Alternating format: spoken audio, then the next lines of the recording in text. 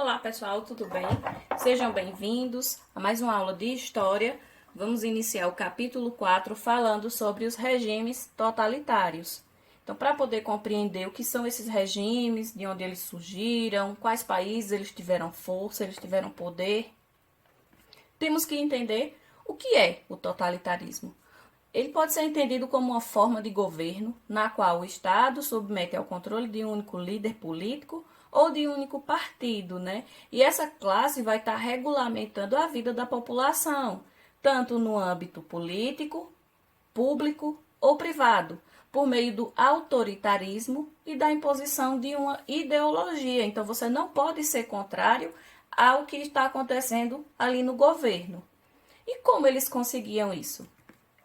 Através do uso excessivo da força militar como uma forma de reprimir qualquer tipo de oposição. Então, as pessoas não poderiam fazer protestos, não podia ser contra o governo, porque você seria preso, você sofreria diversas penalidades bastante rigorosas. A falta de eleições, ou então, quando elas ocorriam, eram manipuladas. A censura também acontecia, o controle das mídias, né, dos meios de comunicação, como revistas, jornais, a TV, rádio, elas eram manipuladas como uma forma de enaltecer, de exaltar a figura do líder que estava ali à frente do governo. Então surgiram o fascismo, que foi na Itália, o nazismo, que foi na Alemanha, né, sob o poder de Adolf Hitler, o salazarismo, que foi em Portugal, o franquismo na Espanha e o stalinismo, que foi na Rússia. Vamos falar um pouquinho sobre o fascismo italiano. Então, ali no clima de instabilidade, após a Primeira Guerra Mundial, que se deu a ascensão de Benito Mussolini. Ele criou um esquadrão de combate e começou a implantar na Itália a ditadura fascista. A Itália estava muito devastada economicamente, porque após a Primeira Guerra Mundial, ela não teve as suas reivindicações, o que eles queriam, não foi atendido no Tratado de Versalhes.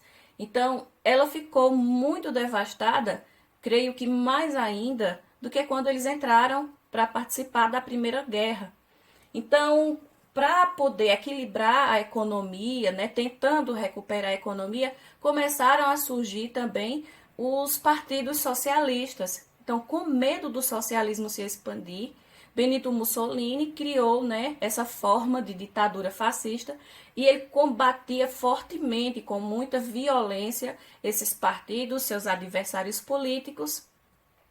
Então, iniciando na Itália, começou a expandir para outros países, como, por exemplo, a Alemanha, que após a Primeira Guerra Mundial enfrentou várias dificuldades econômicas, sociais, e na tentativa de melhorar a situação, como eu falei, surgiram esses grupos socialistas, e com medo da expansão do socialismo, uma elite política e econômica passou a apoiar o partido nazista. E mesmo sabendo que ele era extremamente autoritário, antidemocrático, antissocialista e estava sendo liderado por Adolf Hitler. Ele tinha várias concepções, né, em relação aos socialistas. Ele começou a implantar a sua doutrina quando ele foi preso.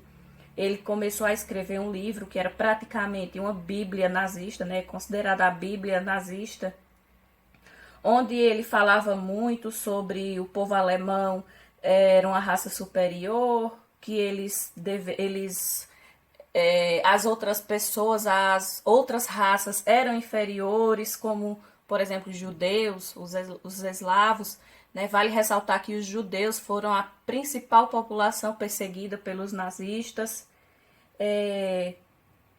O governo de Hitler se manteve muito rígido sobre o controle de vários setores da sociedade alemã, teve muita censura política, controle sobre a educação, ele impôs padrões, né, e as ideias nazistas. Então, assim, foi um momento histórico muito forte na história da Alemanha, e daí começou a expandir também para outros países, como no caso Portugal. Em Portugal, que foi com Antônio Salazar, que por isso o nome Salazarismo português, que assumiu a presidência do Conselho de Ministros em 1932, e a sua ditadura foi baseada na Constituição de 1933. Vale ressaltar que o salazarismo foi uma das mais longas ditaduras do século XX, que foi inspirada já no modelo fascista. Então, durante esse período, Portugal viveu na censura, viveu na repressão sobre o poder autoritarista do Salazar. A ditadura de Portugal só chegou ao fim em 1974, com a derrubada pela Revolução dos Cravos, que foi uma manifestação militar muito forte. Então, assim, teve uma duração de muito tempo. Portugal ficou bastante devastado com isso, e eles também queriam combater, né, os partidos socialistas que estavam se expandindo ali pela Europa. Posteriormente, veio o franquismo na Espanha. Então, na Espanha, com o apoio da sociedade espanhola, com o apoio da igreja, porque esse regime teve um forte apoio tanto da igreja, dos latifundiários. Francisco Franco, né, deu uma forma ali de oposição contra a República Espanhola, que estava instalada desde 1931 e resultou com a sangrenta Guerra Civil, que iniciou em 1936 e terminou em 1939, com a vitória das tropas de Franco. Então, a política, a economia, a incompetência governamental do ditador Francisco Franco fizeram com que a Espanha parasse de crescer.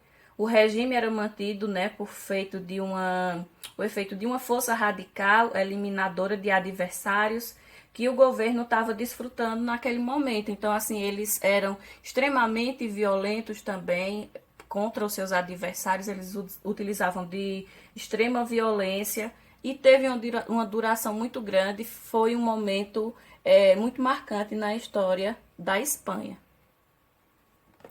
E daí nós vamos agora para o stalinismo russo. Nós falamos até agora que todos esses países são antissocialistas, que é o contrário do que acontecia na Rússia. Então, o stalinismo é defendido como um regime totalitário que existiu na União Soviética em 1927 e 1953. Foi construído pelo líder do país, que era Joseph Stalin, e esse governo realizou transformações profundas na União Soviética e realizou uma implacável perseguição aos opositores, porque com a coletivização das terras soviéticas, a industrialização do país, que nós já estudamos sobre isso, que aconteceu tardiamente, mas com essa industrialização, sofreu perseguições, né, dos perseguidores políticos, né, por meio dos expurgos, a resistência contra os nazistas. Então, durante a Segunda Guerra Mundial, foram acontecimentos extremamente marcantes na história da União Soviética, né? Nós sabemos que era a União Soviética e depois é que houve uma fragmentação desse território e deu aí a divisão dos países, certo? Então, os crimes cometidos durante o período do stalinismo só foram anunciados após a morte de Stalin, né, de Joseph Stalin. Então, só quando ele morreu é que foram divulgados tudo o que acontecia, todas as mortes que aconteciam, os crimes que eles faziam ali naquele período.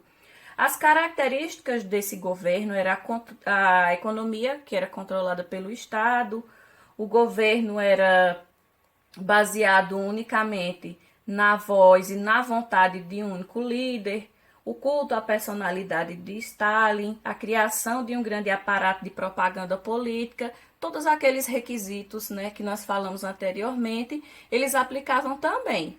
Então, assim, eu fiz esse resumo sobre os regimes totalitários. Espero que vocês tenham compreendido. Façam uma leitura para poder se aprofundar do assunto e ter uma melhor compreensão. E a atividade eu passo para vocês no grupo. Tá bom, pessoal? Um abraço para todo mundo e até a próxima aula.